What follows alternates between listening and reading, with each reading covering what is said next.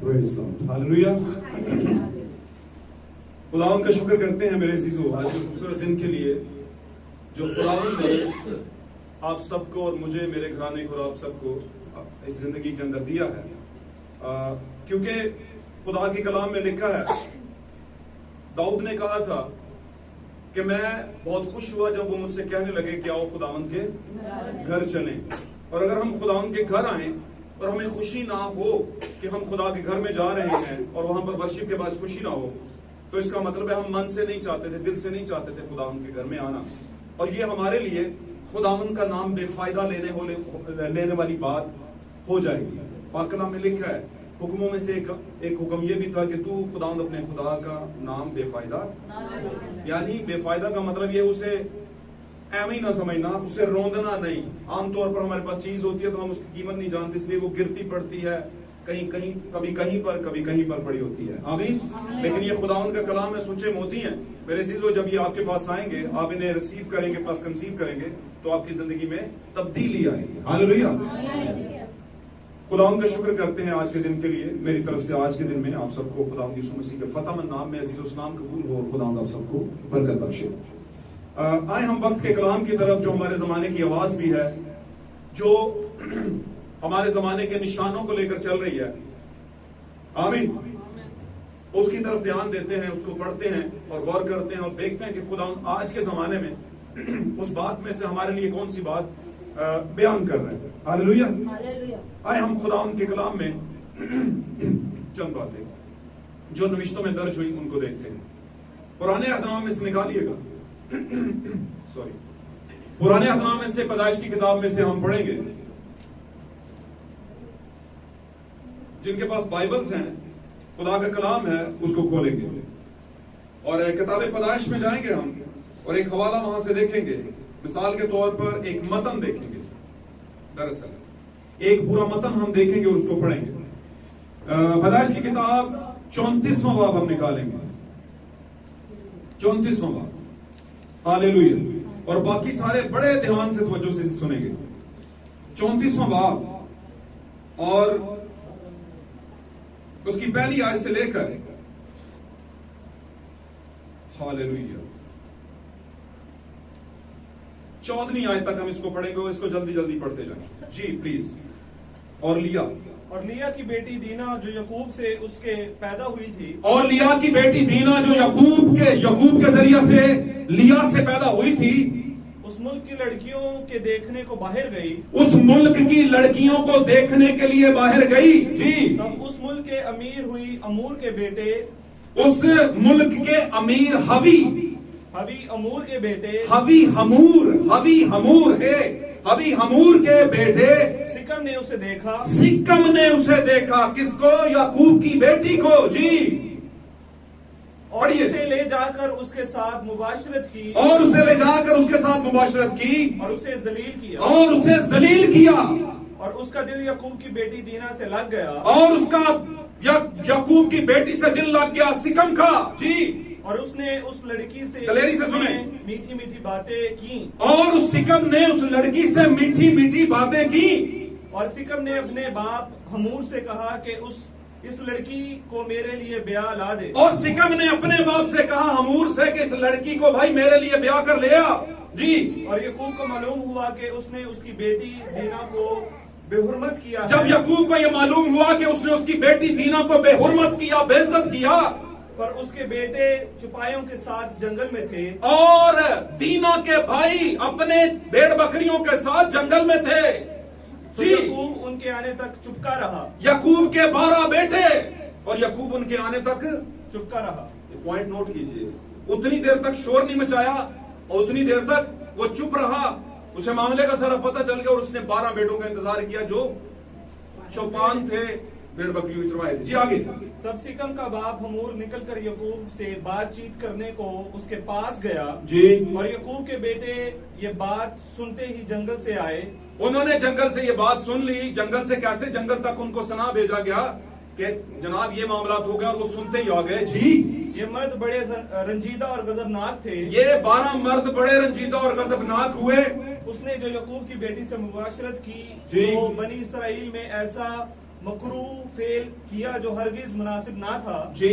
तब हमूर उनसे कहने लगा कि मेरा बेटा सिकम तुम्हारी बेटी को दिल से चाहता है, हाँ जी, उसे उसके साथ ब्याह दो भाईजान। आगे हमसे समझाना कर लो। समझाना समझते हैं, कुड़माचारी कर लो जी। अपनी बेटियां हमको दो और जनाब। हमारी बेटियां आप लो। और हमारी बेटियां आप लो, अपनी बेटियां हमें दो जी। आगे तो तुम हमारे साथ बसे रहोगे। बसे और ये रहो मुल्क- भाईजान, या शर्त जी। आगे और ये मुल्क तुम्हारे सामने है। ये मुल्क सिकम, पूरा सिकम शहर या मुल्क तुम्हारे सामने है जी। इसमें बूदोबाश और तजारत करना और अपनी अपनी जायदादें खड़ी कर लेना। 14वीं आयत तक। और सिकम ने इस लड़की के बाप और भाइयों से कहा कि मुझ पर बस तुम्हारे कर्म की नजर हो जाए जी।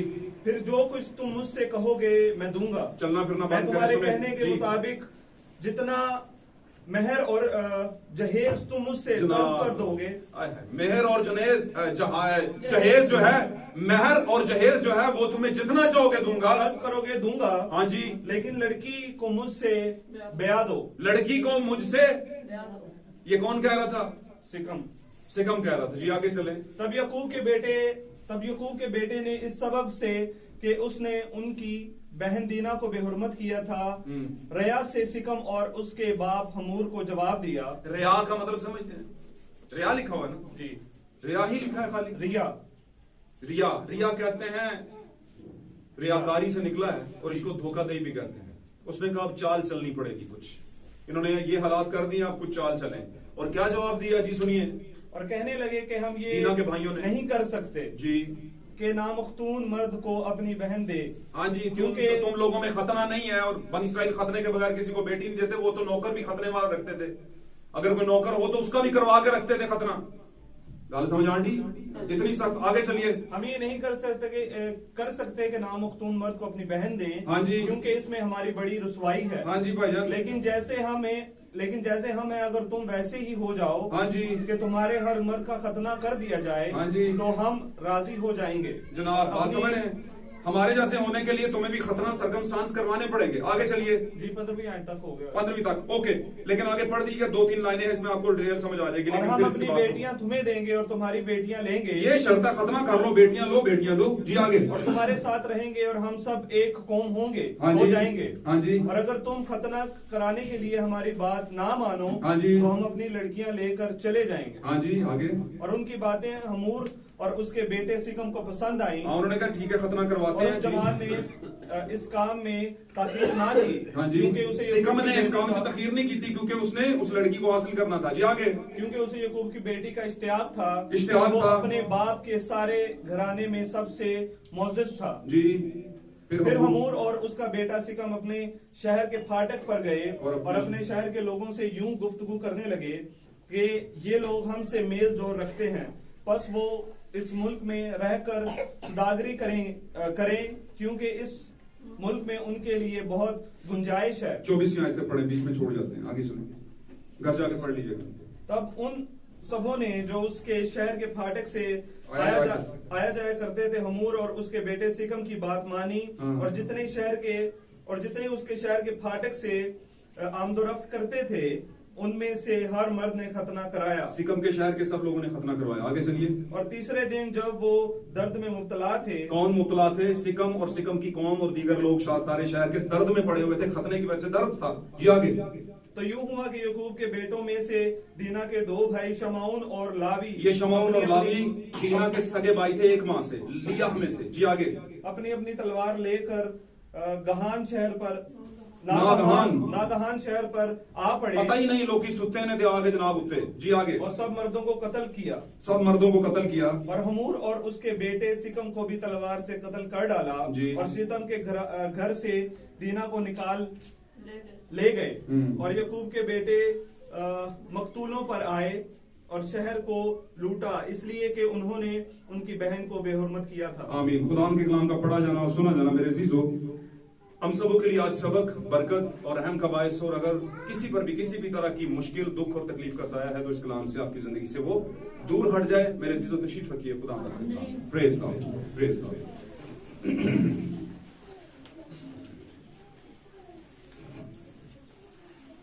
जिन जगहों पे हम, मेरे अजीजों, जॉब्स के लिए जाते हैं, काम के लिए जाते हैं, काम की अपने अपनी डिस्क्रिप्शंस होती हैं, अपने अपने तरीके से लोग काम करते हैं। कुछ लोग जाके सीटों पे बैठते हैं, कुछ लोग जाके कंप्यूटर सीट पे बैठ के कंप्यूटर पे काम करते हैं, कुछ लोग खेतों में करते हैं। आमीन।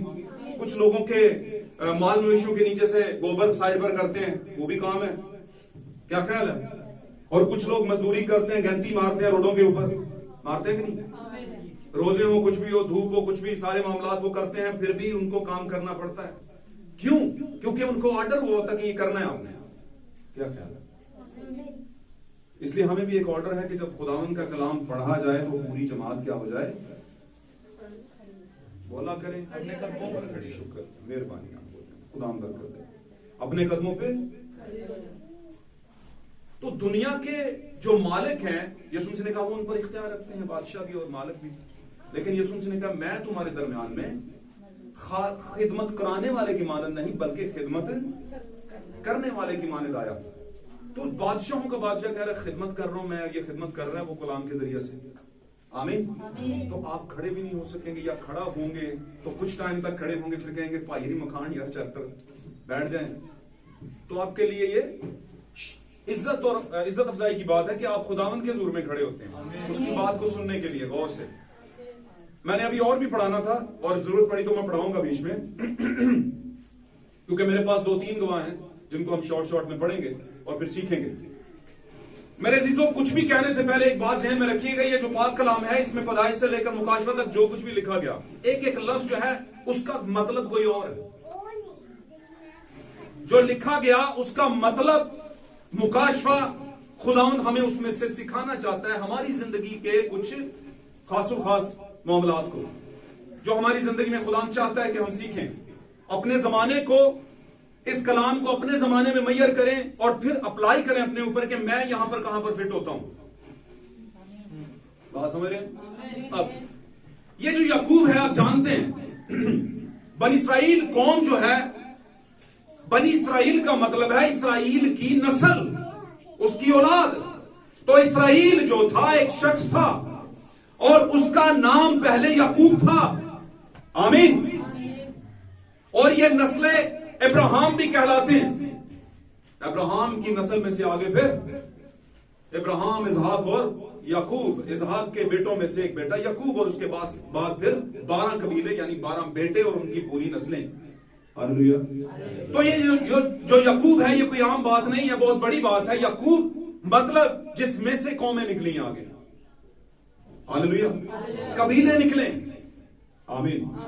तो यहां पर याकूब जो है वो खुदावंद यीशु मसीह की तशबीह है, दूसरे लफ्जों में। आमीन। और बेटी औरत को जाहिर करती है जो मसीह में से पैदा होते हैं लोग। आमीन। हालेलुया। मसीह में से पैदा होने का तरीका क्या है? मसीह में से पैदा होने का तरीका क्या है? जैसे मसीह कैसे पैदा हुआ? खुदा में से। और खुदा क्या है? कलाम, यानी कलाम में से, कलाम के जरिया से मसीह पैदा हुआ। और खुदा के बेटे और बेटियां मसीह के जरिए जब पैदा होते हैं, मैंने जैसे पहले बताया पुराने अहदनामे का यहोवा नए अहदनामे के मसीह में आ गया, यीशु में।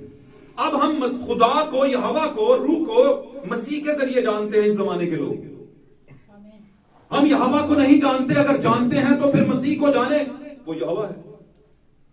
हालेलुया। लेकिन चूंकि अब वो यहोवा वाला पीरियड नहीं चल रहा, अब कौन सा चल रहा है? मसीह वाला। गल समझ रहे हो? गुड। ये बात समझ आए, जिसको समझ आए वो आमीन बोला करे, ना आए करे तो फिर खुदा आपको समझाएगा। मैं इसके बारे में कुछ ज्यादा नहीं कह सकता, लेकिन मैं ये जरूर कहूंगा, ध्यान देंगे तो कुछ बातें समझ आ जाएंगी। क्योंकि खुदा का कलाम आता है तो वो पढ़े लिखे पर ही तासीर नहीं करता, दूसरों पर भी करता है। तो बनी इस्राइल यहोवा को जानते थे और नए अहदनामे की कलीसियाएं जो हैं वो मसीहा को जानती है, यीशु को। वो पुराने अहदनामे के खुदा यहोवा को मसीह में जानती हैं। आमीन। इसलिए अब उनके लिए सब कुछ मसीह है। अब मसीह पर ईमान लाने के बायस जितने पानी का बपतिस्मा लेते हैं और फिर उन पर नाज़िल होता है तो वो मसीह में से पैदा हो जाते हैं। आमीन। अब लिखा है लिया में से जो पैदा हुई, लिया एक औरत थी याकूब की 2 बीवियों में से। आमीन। एक का नाम क्या था? लिया और दूसरी का नाम राखल था, आई थिंक सो। ये लिया में से दीना, लेकिन बेटी किसकी है? जहां से मर्जी कोई आए, जब उसमें से आप पैदा हो जाते हैं तो किसकी कहलाने शुरू हो जाते हैं? खुदा की। आमीन। फिर आपकी बात, फिर आपकी अपनी कोई पहचान नहीं रहती है, फिर आप खुदा की हो जाती है। अब यहां पर याकूब जो है अपनी पूरी नस्ल को लेकर आया है 12 बेटों के साथ यहां पर सिक्कम के इलाके में जनाब। आमीन। सिक्कम का एटमॉस्फेयर, सिक्कम का माहौल, सिक्कम का मुल्क इस बात की तशबीह है कि आप दुनिया में हैं, खुदा के बेटे और बेटियां दुनिया में हैं। आमीन। और उनको ऑर्डर्स दिए गए थे कि तुम गैर कौमों में से ब्याह ना करना, खुदा ने कहा था। आमीन। लेकिन ब्याह करने के लिए किसी चीज को किसी चीज के साथ मिलाप करने के लिए उसके पास जाना पड़ता है। आमीन। और जैसे अदन में ख्वाहिश जाहिर की हवा ने कि मैं फल के पास जाऊं, देखूं। आमीन। इसी तरह याकूब की बेटी दीना ने ख्वाहिश की कि मैं शहर की लड़कियों को देखूं।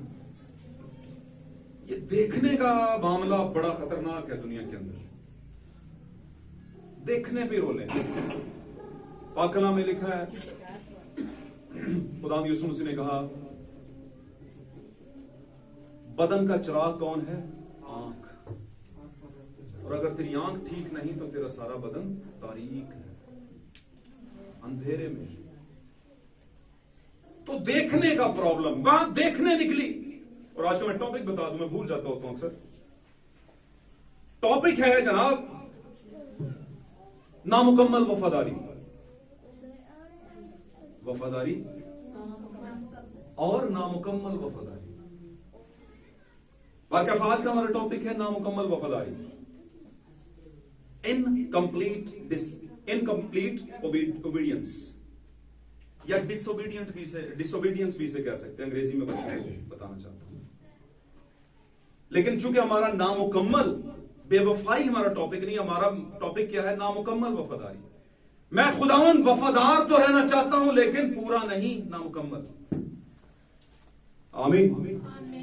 तो किसी समझदार बंदे ने एक बात कही थी कि आधा सच जो है वो पूरा झूठ होता है, क्योंकि आधा सच आपको मंजिल पर लेकर नहीं जाता। यीशु ने कहा था या तू गर्म हो जा या तू।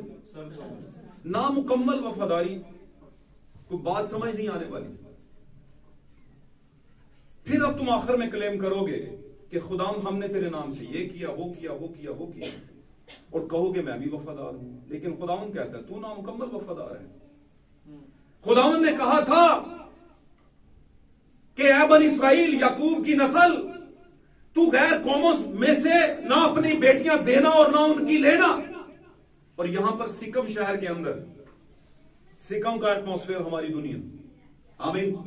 दुनिया का टोटल रिलीजियस निजाम जो है, मजहबी निजाम जो है।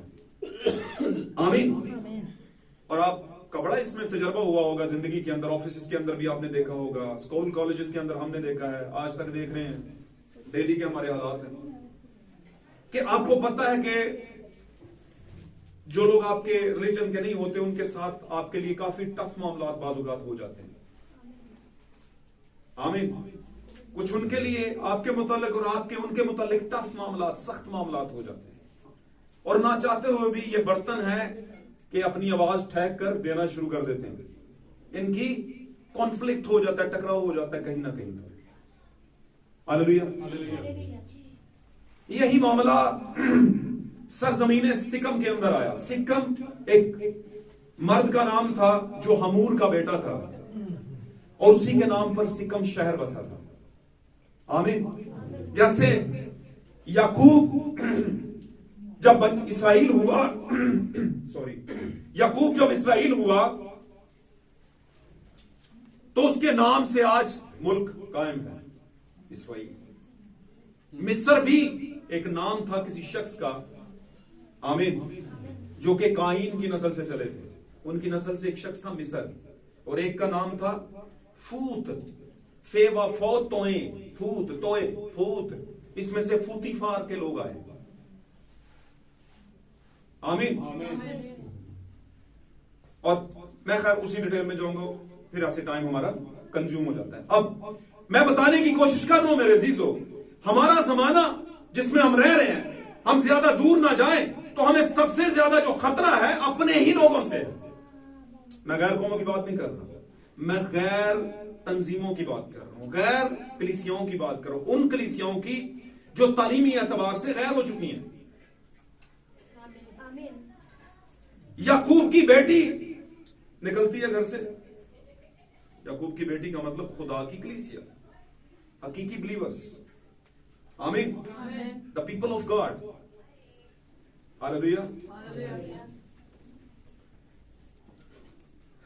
जब निकलते हैं तो रास्ते में उनका दिल चाहता है कि दो तरह गीत इधर भी गा लेंगे।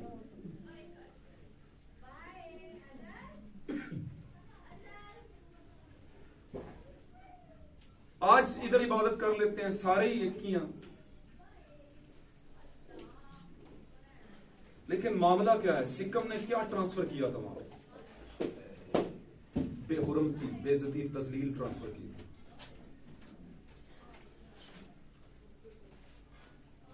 जब वो लड़कियों को निकलने देखने के लिए निकली है तो मतलब वो दीगर कलीसियाओं को देखने के लिए निकली है। और जब वो उनको देखने के लिए निकली है तो देखने देखने में ही सहेली बन बैठी है वो। और वो उन लड़कियों के साथ जब निकली है तो रास्ते में एक बिशप मिल गए हैं उनको। कोई भी लीडर क्या ले। अब ये बदनी तजलील या हरामकारी या बेहुरमती नहीं है, ये रूहानी हरामकारी और रूहानी बेहुरमती है, जिसकी तरफ मैं आपको लाने की कोशिश कर रहा हूं। वहां से निकाल के बदनी बातों में से रूहानी बातों में ला रहा हूं। अगर एक बदनी हरामकारी है तो एक रूहानी हरामकारी भी है। रूहानी हरामकारी में भी बीज का अमल दखल है। बीज तो हम यस आमीन। और आपके वक्त का कलाम, ये भी साथ ही साथ खुदा का कलाम जो आपके वक्त का मुकाशफा है। आमीन। आपको पता है इस किताब के पीछे भी एक किताब है। पीछे का मतलब इस किताब के अलावा भी एक किताब है जो इस किताब में नजर आती है। इसके अलावा भी एक किताब है जो इस किताब में नजर आती है। ये एक किताब है जो हमारे घर में पढ़ी, आपके घर में, मेरे घर में हमें पढ़ना फर्ज है, पढ़ना चाहिए, बरकत मिलेगी इससे। आमीन। और इसी किताब में मुकाशफा 10 बाब है, जिसमें एक और किताब है जो कि छोटी सी खुली हुई, बंद क्यों नहीं? क्योंकि उसे किसी ने खोला है। जब पहली मोर बर्रा ने खोली, जब दूसरी मोर बर्रा ने खोली, करते करते 7वीं मोर खोली। जब खुल गई 7वीं मोर तो डाइव मारी, क्योंकि डाइव मारने की वजह यह थी, डाइव का मतलब है नीचे आना, किसी चीज में जाना। आमीन। तख्त से उठा बर्रा और उसने कहा खुल गई हैं मोरें। और जब मोरें खुली तो खुली हुई मोरों की किताब उठाकर आ गया दुल्हन को देने के लिए। और कहां पर देने आया? मुकाशफा 12 बाब में पढ़े आप। ले ये किताब क्या कर ले? बिल्कुल इसी तरह इस दुनिया का सिकम, इस दुनिया का कलीसियाई सिस्टम आपको एक किताब देने की कोशिश करेगा, तुखम, बीज। लेकिन आप याकूब की बेटी हैं, और याकूब की बेटी और याकूब के बेटे कॉम्प्रोमाइज नहीं करते, और अगर कहीं पे कर लें तो मामलात ऊपर नीचे हो जाएंगे, बवाल मच जाएगा। आमीन। और याकूब की बेटी उस कलीसिया की अलामत है जो हकीकी कलीसिया है, जिसने हकीकी जन्म लिया याकूब के तुखम से। आमीन। लेकिन वो बहकावे का शिकार हो गई है और कहीं गलती कर बैठी है उस इलाके की लड़कियों के साथ दोस्ती बनाने के लिए। समझ आ रही बात की? उस इलाके की कलीसियाओं के साथ दोस्ती बनाने के लिए। मैं ये नहीं कहता तोप फाड़ लो तो मार दो फिर सारे अनुपाज। लोग ये भी कहते हैं, कहते फिर खत्म ही कर छोड़ो सारे। तो मैं ये कहता हूं, मैं क्यों करूं? जो कोई गिल्टी है, तूफान नूह ने सब साफ कर दिया था, संभाल लेगा वो खुद ही। मूसा नू की टेंशन लैन दी लोड़ सी। तो यसु ने कहा जैसे सॉरी मूसा कह दिया नू की बात, माजरत के साथ नू की। तो नू को क्या टेंशन लेने की जरूरत है? नू तो कहता था आ जाएगा तूफान, नहीं कोई आया, ठीक है दरवाजा बंद, बात जो खड़काते रहो। बात समझ आइए? तो भाई मैंने क्यों जुर्म लेना है अपने हाथ में? अदालत का काम तो खुदा के हाथ में है। तो अदालत हो गई थी जैसे नूह के जमाना में, लाशें ऊपर 40 दिन तक तैरती रही, है जी। ऊपर से उड़ने वाले कवे जब उड़ाया तो उसने अपना आप दिखा दिया, जाके कभी इस लाश के ऊपर मजे ले रहा है, कभी उस लाश के ऊपर, वापस गया ही नहीं। लेकिन डव जो है, फाख्ता जो है, कबूतरी जो है, कुग्गी जिसको हम कहते हैं, वो वापस आ गई, क्योंकि उससे लगा कि मेरे लायक यहां पर खाने को कुछ है नहीं, क्योंकि मुर्दे ही मुर्दे हैं। हालेलुया। और भाई ब्रैनम अपने एक मैसेज के अंदर इसकी ड्रामाई एक तरीका जो है वो उसको लेकर आगे चलते हैं। वो कहते हैं जब फाख्ता उड़ के गई होगी वहां पर, तो उसने कहा होगा कवा भाईजान किधर फिरदे पे हो, तुहानू उत्थे टिकण दे ने, कश्ती जो तुहानू उड़ाया है कि जाओ पता करके वो पानी उतरिया कि नहीं, तुसी आण के जनाब। ते वो पता की कहंदा होएगा, मेरी भैन छड्ड परां, उत्थे ते 3-4 लोग ने, ये देख असली खाना तो यहां पे पड़ा हुआ है, इधर से डाइव मार के उस लाश पे, ये देखो इस पर गौर करो, ये देखो बड़ा मजेदार है, ये इससे ज्यादा अच्छा है, आ जाओ आ जाओ आ जाओ, इधर ही रुको, मैं तो कहता हूं रुक जाओ इधर ही। बात समझ रहे हो? लेकिन फाख्ता के मुतल्लिक कुदरत ने एक चीज उसमें रखी है, उसमें गंदी चीज को हजम करने का सिफरा नहीं होता, रखा ही नहीं खुदा ने। वो अगर गंद खा लेगी तो मर जाएगी, ये है पक्की बात। फाख्ता की बात करो जिसको कुगी कहते हैं, हमारे अंग्रेजी में डव कहते हैं। कबूतरी और कुगी में फर्क होता है, मैं बताऊंगा। सही होगी बात? तो मैं ये बात करने की कोशिश कर रहा हूं कि दीना की बेटी ने थोड़े वक्त के लिए गलती कर ली कि जाकर बुरी सोबत में बैठ गई और मामलात ऊपर नीचे खराब हो गए। हालेलुया। और उस वजह से पूरे के पूरे सिकम शहर के अंदर एक बहुत बड़ा वबाल मच गया, एक बहुत बड़ा मामला शुरू हो गया कि याकूब को और उसके बेटों को भी एक चाल चलनी पड़ी, सिर्फ इस वजह से कि उनकी बहन के साथ हालात ऊपर नीचे हो गए, खराब हो गए। आमीन। याकूब की नस्ल में से दीना के साथ मामला खराब हुए। अब याकूब की नस्ल चूंकि हम हैं रूहानी याकूब, जैसे हम इब्राहिम की रूहानी नस्ल है, जिस्मानी नहीं, ऐसे ही इब्राहिम के बाकी जो नाम नेहाद बेटे हैं, मिसाल के तौर पर इसहाक हो गया, और उसके बाद याकूब हो गया, और याकूब में से यहूदा हो गया, और फिर आगे चलते हैं तो उसी उन्हीं बेटों में से यूसुफ हो गया। इन सब के शायबे कहीं ना कहीं पर यस्सु में मिल रहे हैं। तो मैं आपको बताने की कोशिश कर रहा हूं मेरे अजीजों, यहां पर नामुकम्मल वफादारी की गई। गो के दीना को पता होगा कि हमारी कौम के लोग खतना करते हैं और हमारी कौम के लोग दीगर कौमों से मेल मिलाप नहीं रखते, खाना पीना नहीं रखते, इनके साथ ब्याह शादियां समझाना नहीं करते। जबकि आपने देखा होगा कि तजलील करने के बावजूद, उस औरत को बेहुरमत करने, लड़की को बेहुरमत करने के बावजूद सिकम और उसका बाप याकूब और उसके बेटों से एक मांग कर रहे हैं, और मांग के अंदर उन्होंने बड़े इनामात रख, इनाम कह लें, मैं इसे ये कहता हूं कि आपके लिए बहुत से गिफ्ट्स रख दिए। उन्होंने कहा जी मेहर भी अच्छा मिलेगा और जहेज भी अच्छा मिलेगा। हम आपस में कुड़माचारी कर लेते हैं, यानी रिश्तेदारियां बांध लेते हैं। हालेलुया। जैसे आज एक कलीसिया की दूसरी कलीसिया के साथ रिश्तेदारी है कि नहीं? रिश्तेदारी का मतलब समझते हैं? सब कहते हैं कि सब एक ही हैं, और वो सबको ऑनर करते हैं, सबके पास जाते हैं, सबसे गुफ्तगू करते हैं, और सबका मानते भी हैं, खाते भी हैं, पीते भी हैं। आमीन। अब खाने पीने का मामला मैं ये नहीं कह रहा कि चाप लांड है तो वो भी खाना पीना, वो नहीं, वो वाला नहीं खाना पीना, ये खाना पीने की बात कर रहा हूं। आमीन। सबका सेम नहीं है, फर्क है। हालेलुया। तो वहां पर उन्होंने कहा कि हम समझाना करते हैं, जबकि याकूब उतनी देर तक चुप रहा क्योंकि याकूब को पता था कि ये जो 12 बेटे हैं मेरे, ये जब आएंगे तो उन्होंने ही तो सब कुछ करना है। अब ये 12 बेटे 12 रसूलों की अलामत है, रसूली तालीमात की। पॉइंट ले रहे हैं ना इसमें से। दीना कौन है? खुदा की हकीकी बेटी हम, उसकी नस्ल में से। आमीन। बस कहां पे रहे हैं? मुल्क सिकम के अंदर। आमीन। जिसके मालिक का नाम जो है वो सिकम है, उसके नाम से शहर ही उसके नाम से। तो इसका भी एक बहुत बड़ा रेवलेशन है। इस जमाने का जो सिकम है वो सबसे बड़ा रोम है। रोम एक ऐसा मुल्क है जो सिकम है, और उसका जो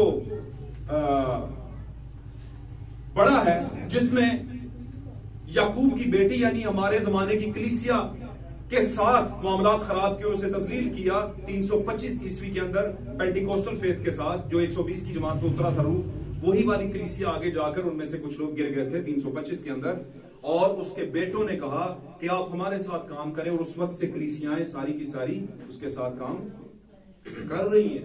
सच कह रहा हूं। अब वो बोलेंगी नहीं कर रही, हम तो नहीं कर रही, हम तो असी तो भाई होने, वो कैथलिक होने, वो तो रोमन कैथलिक है, हम भाई हैं। ठीक है, वो ये कहेंगे, क्या समझे?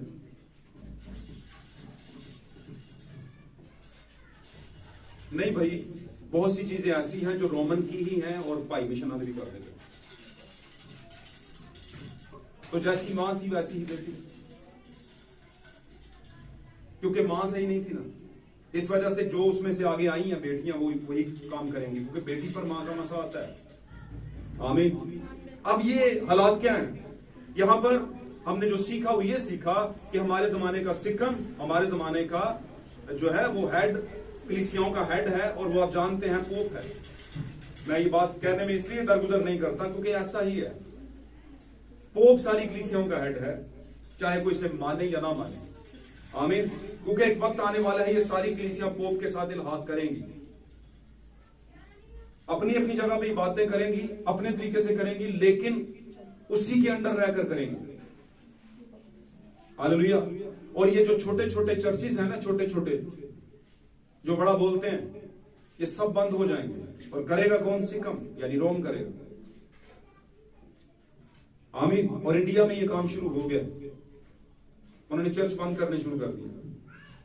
उनका सिर्फ कैथलिक और उसके अलावा 2 से 3 बड़ी सब मिशंस हैं जिनके अंडर कुछ मिशनें काम करेंगी, बाकी सब बंद कर दी जाएंगी, क्योंकि उन्हें शक पड़ रहा है कि ये जो होम चर्चेज है इनमें कुछ और सिखाया जाता है, ये जो घरों के अंदर चर्चेज खुले इनमें कुछ और सिखाया जाता है। जबकि आप जानते हैं मैं कलाम से बाहर कुछ नहीं सिखाता आपको, और मेरे जैसे और भी कुछ खुदाम है जो बात का रेवलेशन निकालते हैं और आपको बताते हैं असल में बात क्या है। आमीन। तो दीना मैं और आप हैं, हो सकते हैं, है नहीं, हो सकते हैं। हम जैसे बहुत से लोग जो गिर जाते हैं सिकम के साथ मलाप करने के बाद, और बाद में फिर बहुत बड़ा भुगतान भुगतना पड़ता है याकूब और उसके बेटों को और पूरी नस्ल को। आमीन। याकूब के बेटे 12 थे, 12 रसूल यानी 12 शागिर्दों के बाद जब उन पर 120 की जमात बिल्कुल सुतरा, यानी 12 रसूलों पर रसूली तालीम जो है वो आई, और उन्होंने कहा कि भाई जी खतने के बगैर मामला नहीं। आज का खतना क्या है? आज का खतना पाकला में लिखा, एक जगह पर पौलुस ने पतरस लोगों से बहस की, उसने कहा तुम खतना पर लोगों को क्यों मजबूर करते हैं? क्योंकि ना तो खतना कुछ चीज है, ना ही नामख्तूनी, बल्कि सच्चे दिल से खुदावंद को मानना ही सब कुछ है। आमीन।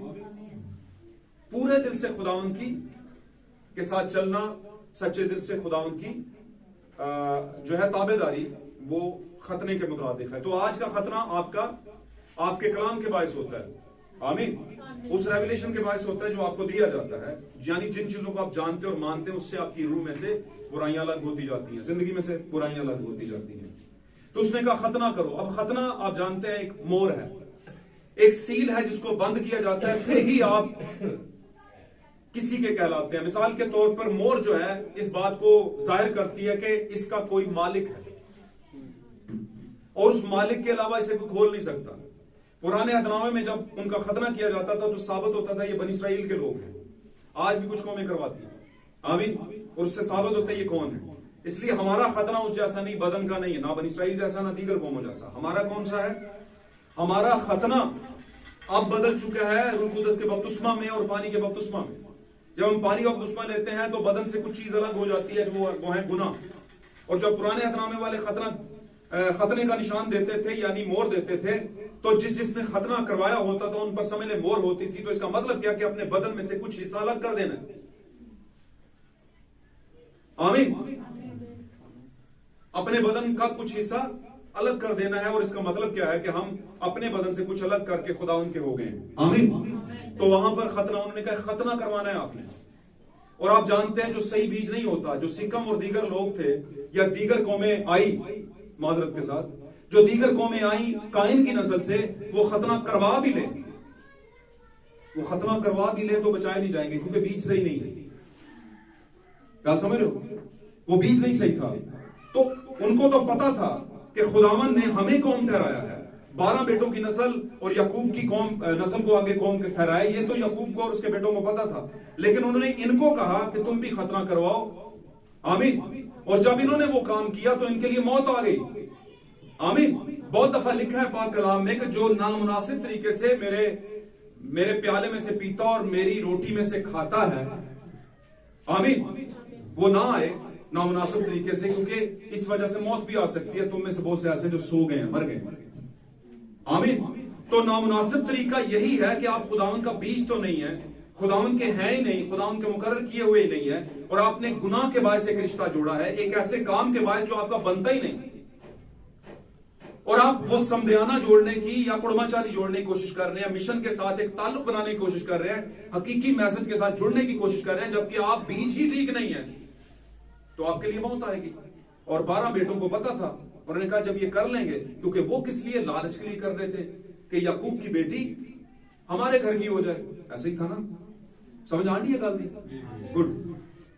तो क्या हुआ, जब उन्होंने खतने करवा लिए, तो हमने पढ़ा यहां पर कि जब खतने करवा लिए तो याकूब के 12 बेटों में से शमौन और लावी, ये उसके एक मां से पैदा हुए 2 भाई थे। ये 3 बहन भाई थे। खास तौर बेटे तो सारे ही गजबनाक हुए। आमीन। लेकिन ये 2 जो थे ना, शमौन और लावी, हालेलुया, ये फिर उन्होंने अपनी तलवारें खींची जब वो दर्द के अंदर थे। जो लोग मेडिकली मामलात में समझते हैं, ये खतना बड़ी तकलीफ देता है लोगों को, बंदा हिलने के काबिल नहीं होता, खास तौर पर जब दूसरा, तीसरा, चौथा दिन चल रहा हो। हालेलुया। तो जब आए तो उन्होंने देखा पूरा शहर खतने में पड़ा हुआ है, खतना करवाया हुआ है। उन्होंने कहा था कि हम रिश्तेदारी, और ये रियाकारी के साथ उन्होंने किया, क्योंकि वैसे वो काबू नहीं कर सकते थे इनको। पाक कलाम में लिखा है, जहान के फर्जंद दुनिया के इस जहान के फर्जंद खुदावंद के फर्जंदों से दुनियावी मामलात में ज्यादा चालाक है। इस जहान के फर्जंद सिकम ने चालाकी की, लेकिन यीशु मसीह ने कहा अब से तुम सांप की मानद चालाक और कबूतर की मानद बेजरर रहना। आमीन। तो कुछ जगहों पर मामलात वहां पर ये किए गए, और उन्होंने फिर क्या किया, तलवारें खींची और उसके शहर के लोगों को, सिकम को और हमूर को और बहुत से लोगों को उन्होंने कत्ल कर दिया। यानी उनकी ये रिश्तेदारी जो कि बनती नहीं थी, उनके लिए मौत लेकर आ गई। हालेलुया। तो नामुकम्मल वफादारी कहां से शुरू हुई? दीना से। दीना ने वफादारी नहीं दिखाई। वो थी तो याकूब की बेटी, लेकिन नामुकम्मल वफादार, पूरी वफादार नहीं थी, क्योंकि उसे जान लेना चाहिए था कि हमने दीगर कौम की लड़कियों से दोस्ती नहीं बनानी, दीगर कौम की जो तालीमात है उनसे दोस्ती नहीं बनानी। आमीन। क्योंकि दीगर कौम की तालीमात एक बीज है जो आपके पास आ जाएगा और आपको बदनाम कर सकता है, आपके लिए प्रॉब्लम खड़ी कर सकता है। आमीन। एक वाला और लेते हैं, उसके बाद आमीन है। निकालिए गलीतियों का हाथ, दूसरा बाब, गलीतियों दूसरा बाब। हालेलुया। पौलुस रसूल का गलीतियों के नाम लिखा गया खत, उसका दूसरा बाब, और 4 और 5, 4 से 5 आए जी।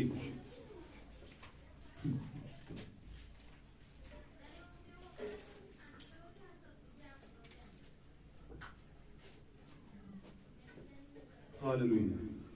और उन झूठे भाइयों के सबब से और ये उन झूठे भाइयों के सबब से हुआ हाँ जी। जो छुप कर दाखिल हो गए थे, और ये उन झूठे भाइयों के सबब से हुआ जो छुप कर दाखिल हो गए थे और चोरी से घुस आए थे, और चोरी से घुस आए थे, ताकि उस आजादी को जो हमें मसीह यीशु में हासिल है जासूसी के तौर पर दरियाफ्त करके हमें ताकि हम, हाँ जी, ताकि हमें जो आजादी हासिल है यीशु के जरिए से, मसीह यीशु के जरिए से, उसे जासूसी के तौर, जासूस बन के जाने की ये आजादी कैसे है इनकी, और उन्हें हमें क्या क्या करें, दोबारा हासिल गुलामी में लाएं जी। उनके ताबे रहना हमने घड़ी भर भी मंजूर ना किया, उनके ताबे रहना हमने घड़ी भर भी मंजूर ना किया, हाँ जी, ताकि खुशखबरी की सच्चाई तुम में कायम रहे। आमीन, ताकि खुशखबरी की सच्चाई तुम में कायम रहे। अब पौलुस गलतियों कलीसिया से कहता है, कुछ मामलात कलीसिया में हो गए थे पौलुस के जमाने में भी, और उसने कहा ये उन झूठे भाइयों की तरफ से। अब झूठे भाई, इसका मतलब है कलीसिया में कुछ ऐसे रुकन थे जो थे तो कलीसिया के रुकन लगते थे लेकिन झूठे थे। उनने कहीं लेफ्ट राइट में भी तंद बनाई हुई थी। आमीन, उनका दिल कहीं लेफ्ट राइट की कलीसियाओं से भी लगा हुआ था। सही कह रहा हूं। और वो झूठ के साथ आए थे और उनको भेजा गया, जैसे 70 को चुना तो उनका दिल कहीं और लगा हुआ था, उनका दिल यीशु से मिला नहीं, फिर वो निकल गए। पता है ना आपको, 70 लोगों को और चुना था 12 के बाद भी।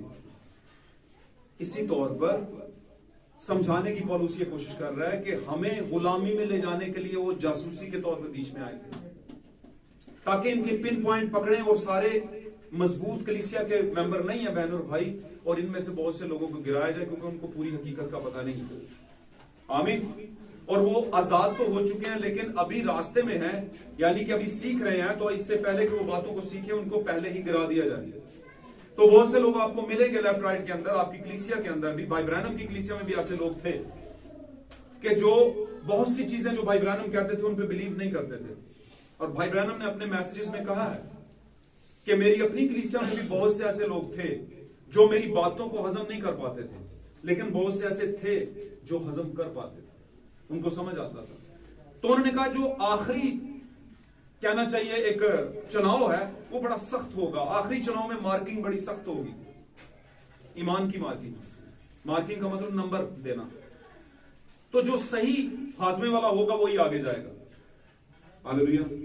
जिसमें जरा बराबर भी गंद नहीं होगा। कलाम के गंद की बात, कलाम के मामलात की बात कर रहा हूं कि कलाम में कोई गंद ना हो, कलाम में कोई दूसरी चीज शामिल ना की गई, बल्कि पूरे तरीके से खुदा उनके साथ चलने वाला हो।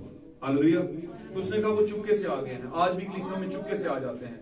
उस दौर के अंदर सिकम की बेटी गई किसी और काम, और आगे से क्या हुआ, चुपके से मामलात खराब हो गए। आमीन। और जो उसकी आजादी थी उसको खराब किया गया। हालेलुया। और सिकम की बेटी मैंने बताया कोई और नहीं है, हमारे जमाने की कलीसिया है, 7वें जमाने की कलीसिया। हालेलुया।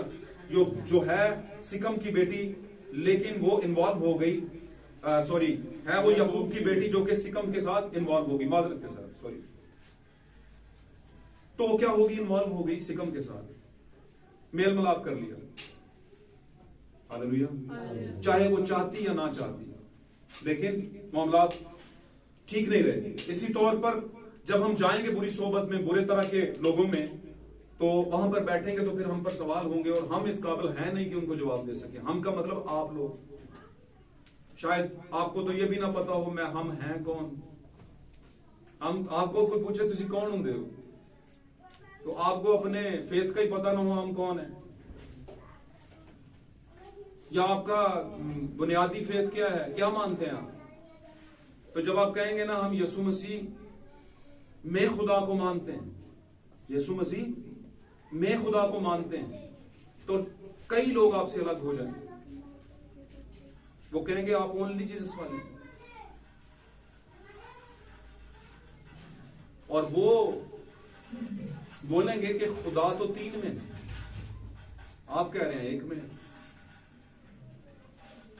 तो आपको इन बातों का पता होना चाहिए कि नहीं होना चाहिए। जब नहीं होगा तो सिक्किम की लड़कियों को देखने की आरज़ू रखेंगे आप।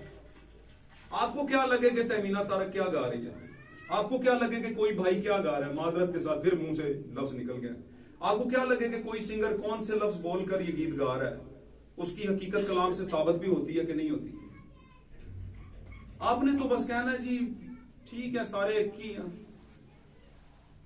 तो ये कब कहता है बंदा? जब उसे पता ना हो कि मैं कर क्या रहा हूं।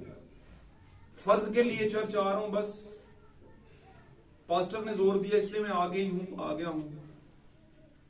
नहीं, आप इसको समझें, सीखें, ताकि आपको पता चले कि बात क्या हो रही है। आमीन। तो नामुकम्मल वफादारी नहीं करनी, पूरी वफादारी करनी है। अब पूरी वफादारी बहुत तरह की है। कलाम की वफादारी से मुराद सिर्फ ये आज का कलाम नहीं, पूरे का पूरा कलाम आपको वफादारी की तरफ लेकर आता है। आमीन। ਤੁਸੀਂ अबू अपने ਨੂੰ कभी भी ये नहीं कहते अबू जी कल ਤੁਹਾਡੀ ਗੱਲ ਮੰਨਣੀ है, ਅੱਜ नहीं ਮੰਨਣੀ। और फिर परसों कहो जी अबू जी मैं वफादार हाँ, मैं देखो ਤੁਹਾਡੀ ਗੱਲ ਮੰਨਦੇ ਹਾਂ। पूरी वफादारी तो ये है ना कि बाप की सारी बात माननी है और हर वक्त माननी है, यही बात है ना।